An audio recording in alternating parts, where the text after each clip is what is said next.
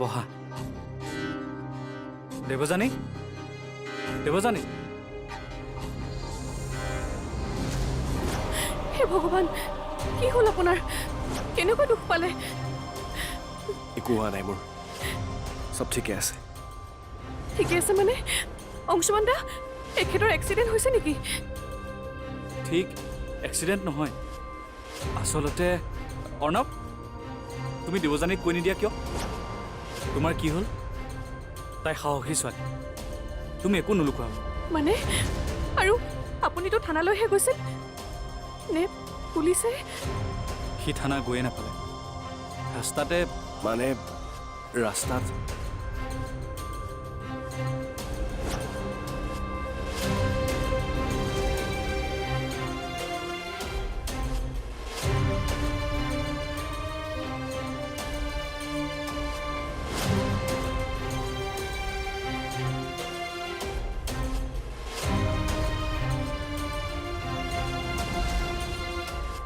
মোৰ ভাগ্য ভাল আছিল যে অংশুমান গৈ সময়ত ওলালে সি নোহোৱা হ'লে আজি বহুত ডাঙৰ কিবা কিবি হ'লহেঁতেন নহ'লে মই চাগে হস্পিটেলত পৰি থাকিলোহেঁতেন এইবোৰ কি হৈ আছে আমাৰ লগত দেৱযানী তুমি অধৈৰ্য নহ'বা যি হৈ আছে তাৰ সমাধান ওলাব আচল কাল্পিত সাৰি যাব নোৱাৰে সি যিয়েই নহওক কিয় সোনকালে পোহৰলৈ আহিবই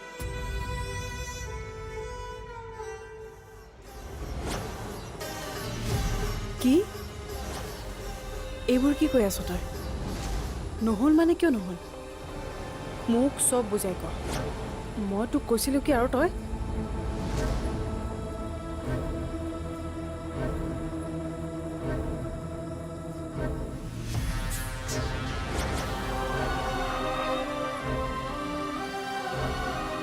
ভাবিছিলোঁ কি আৰু হ'ল কি কিন্তু ই সম্ভৱ হ'ল কেনেকৈ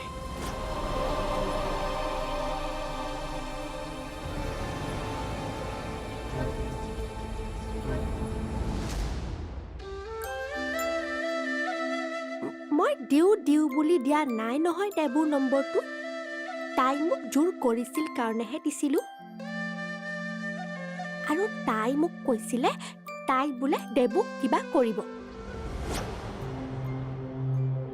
কিন্তু এইবোৰ কথা তুমি মোক কিয় কোৱা নাছিলা তুমি চিন্তা কৰিবা কাৰণেই কোৱা নাছিলোঁ আকৌ কিন্তু তুমিওতো আজি তাইৰ লগত কাজিয়া কৰিলা মোকতো কোৱা নাছিলা কিয় মই তোমাক এইবোৰ কথাৰ মাজত সোমাব বিচৰা নাছিলোঁ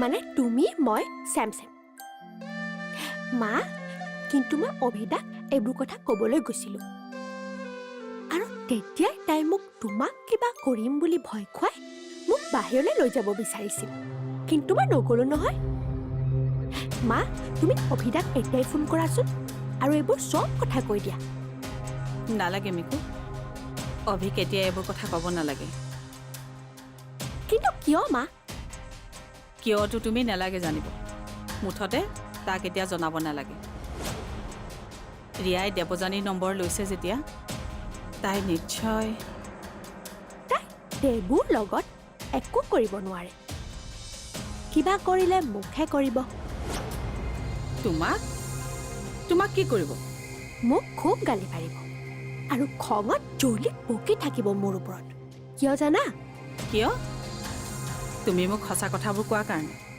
নহয় মই তাইক দেবুৰ আচল নম্বৰটো দিয়াই নাই নহয় চব নম্বৰ উল্টা পুল্টা কৰি দিছোঁ কি ময়ো টেঙৰা আছো ন মা দেখিলা মই কেনেকুৱা বস্তু হয় পাৰিছোনে নাই মই বাৰু পাৰিছা একদম সাংঘাতিক টেঙৰৰ কাম কৰিছা মা এনেকৈ নহ'ব আমি আৰু টেঙৰ হ'ব লাগিব আৰু সাংঘাতিক কাম কৰিব লাগিব তেতিয়াহে এইজনীৰ উৎপাত কমিব তাকে কি কৰোঁ একো ভাবিয়ে পোৱা নাই মোৰ মতে মই পুলিচৰ ওচৰলৈ যাব লোৱা কথাটো কেনেবাকৈ গম পালে চাগে আৰু সেইবাবেই চাগে মোক বাধা দিব বিচাৰিছিল কিন্তু এই কথাটো গম পালে কেনেকৈ আপোনাৰ মোৰ বৰমাৰ বাহিৰেতো এই কথাটো কোনেও জনা নাছিল। তাকেই ময়ো আচৰিত হৈছোঁ। খবৰটো তাই পালে কেনেকৈ আৰু খবৰটো দিলে কোনে? দেৱযানী, কথাবোৰ বেয়ালৈ যোৱাৰ আগতে আমি পুলিচৰ সহায় ল'ব লাগিব। নাই নাই, আৰু আপুনি পুলিচৰ কথা নক'ব। মই আৰু আপোনাৰ কিবা হোৱাটো নিবিচাৰোঁ। কিন্তু মই এতিয়া আপোনাৰ একো কথাই নুশুনো। আপুনি আৰু থানালৈ যাওক, সিহঁতে আকৌ কিবা এটা কৰক। ভাবকচোন, আজি যদি অংশুমান দা সময়ত গৈ নাপালেহেঁতেন, তেন্তে মোৰ কি হ'লহেঁতেন? মই কোনো কাৰণতে আপোনাৰ কিবা এটা হ'বলৈ দিব নোৱাৰোঁ। গতিকে এইবোৰ ৰিস্ক লোৱাৰ কোনো প্ৰয়োজন নাই। চাওক, মই কেৱল আপোনাৰ মোৰ জীৱনৰ কথা ভাবি এইবোৰ কথা নাই কোৱা। মই মা দেউতা সকলোৰে কথা ভাবি কৈছোঁ। আপুনি মাথো দুদিনমান ধৈৰ্য ধৰক। তেতিয়ালৈ যদি পৰিস্থিতি সলনি নহয়, তেতিয়া আমি ভাবিম, হ'বনে?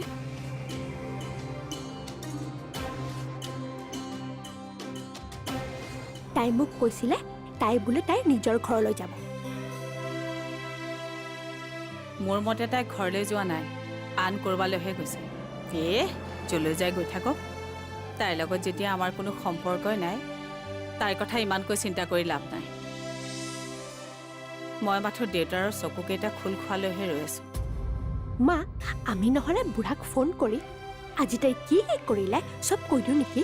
নালাগে, দেউতাৰক কাম কৰিবলৈ দিয়া। এইবোৰ কথা কৈ দেউতাৰক দিগদাৰী নকৰিবা। যেতিয়ালৈকে দেউতাৰে তাৰ সঁচা কথাবোৰ নিজ চকুৰে নেদেখে, তেতিয়ালৈকে যে তেওঁৰ ভাৱধাৰা সলনি নহয়, সেইটো মই ভালদৰে জানো। বাৰু, এতিয়া সেইবোৰ কথা বাদ দিয়া। দেউতা নাথাকোঁতে আমি এবাৰ অমূৰ তাৰ পৰা আহিব লাগিব। সঁচা? অঁ, এইটোৱে সুযোগ। আকৌ এনেকুৱা সুযোগ সুবিধা পাওঁ নে নাপাওঁ? তুমি কিন্তু আমি যে তালৈ যাম, কথাটো কাকো নকবা দেই, অভিকো নকবা। ঠিক আছে, নকওঁ। আমি মনে মনে যাম আৰু মনে মনে আহিম।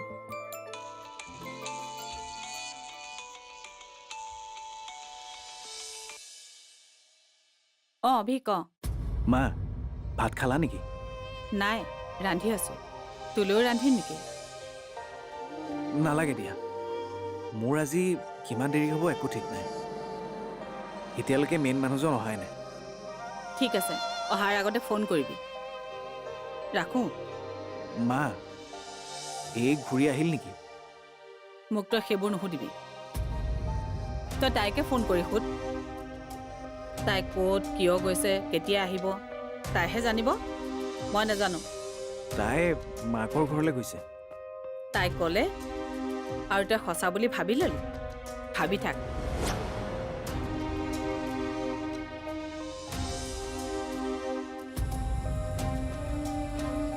মায়ে তেনেকৈ কিয় ক'লে? তাই মাকৰ ঘৰলৈ যোৱা নাই নেকি? তেন্তে গ'ল ক'লৈ?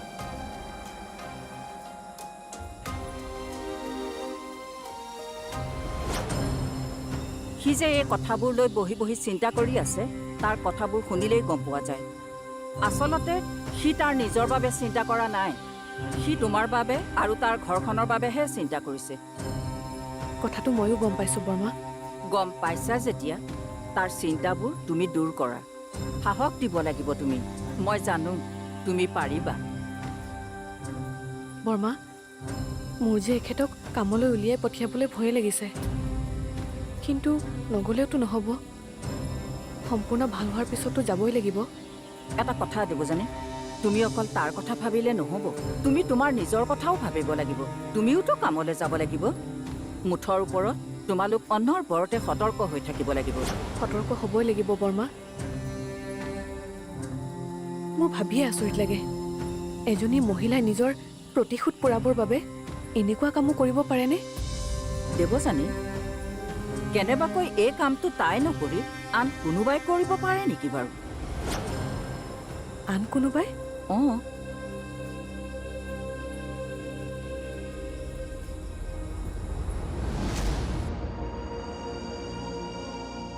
আৰু মোৰ মন মগজুত তুমি যিমান আঘাত দিছা সেই আঘাত তেতিয়ালৈকে থাকিব যেতিয়া মই ওলোটাই তোমাক ঘূৰাই দিব নোৱাৰো তুমি দিয়া এটা এটা আঘাতৰ হিচাপ মই দিম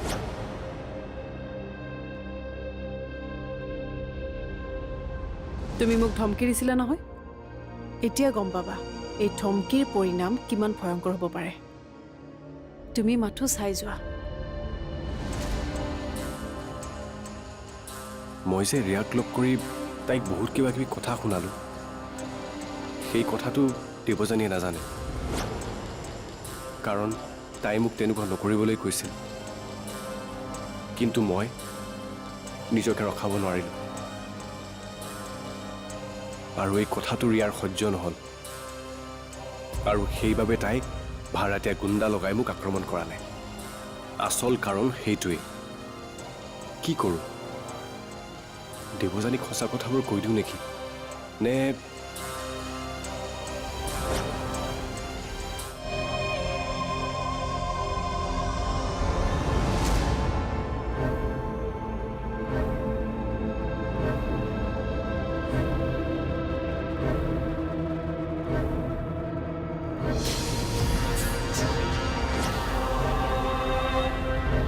তুমি বলিয়া হৈছা নেকি আৰু এনেকৈ একেৰাহে কলিং বেল কিয় বজাই আছিলা মিকু শুই আছে আৰু এইবোৰ কি এইবোৰ ভিতৰলৈ নানিবা কিয় এইবোৰ ভিতৰলৈ নিলে কি আপোনাৰ ঘৰখন অপবিত্ৰ হৈ যাব আৰু মই আপোনাক কি কৈছিলোঁ এটা কলিং বেলত দৰ্জা খুলিবলৈ কৈছিলোঁ নে নাই আৰু ইমান সময় কি কৰি আছিলে ভিতৰত তোমাৰ ভাগ্য ভাল যে মই ইমানৰ পিছতো তোমাক দৰ্জা খুলি দিছোঁ কিন্তু যিদিনা এইখন ঘৰৰ দৰ্জা মই তোমাৰ বাবে বন্ধ কৰি দিম তেতিয়া কিন্তু হাজাৰবাৰ কলিং বেল বজালেও এইখন দৰ্জা আৰু তোমাৰ কাৰণে খোল নাখাব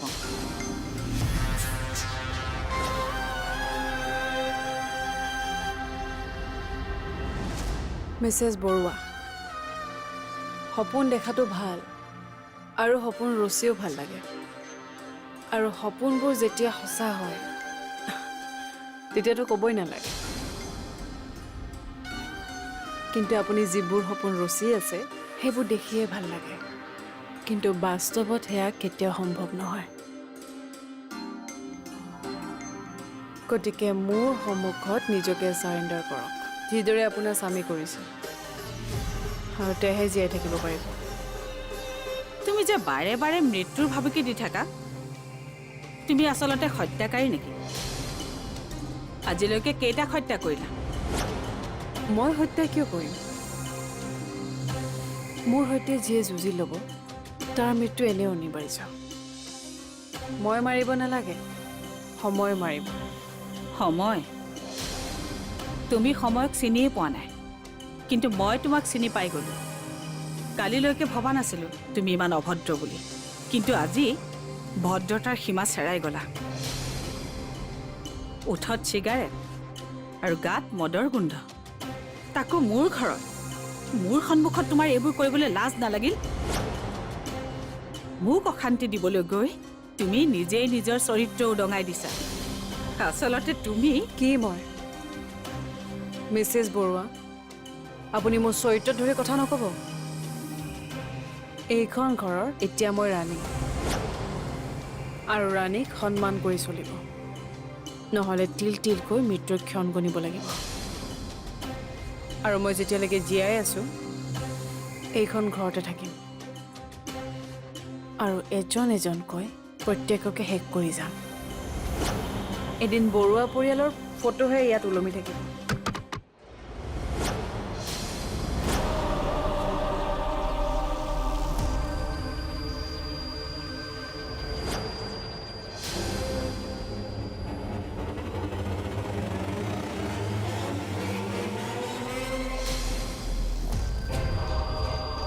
এই অকামিলা ছোৱালীজনী কেমেৰামেন বনাইছে ভিডিঅ' ৰেকৰ্ডিং কৰাইছে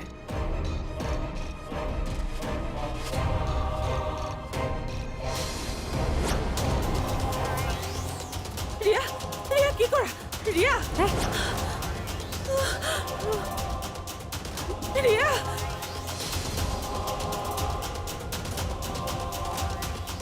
বল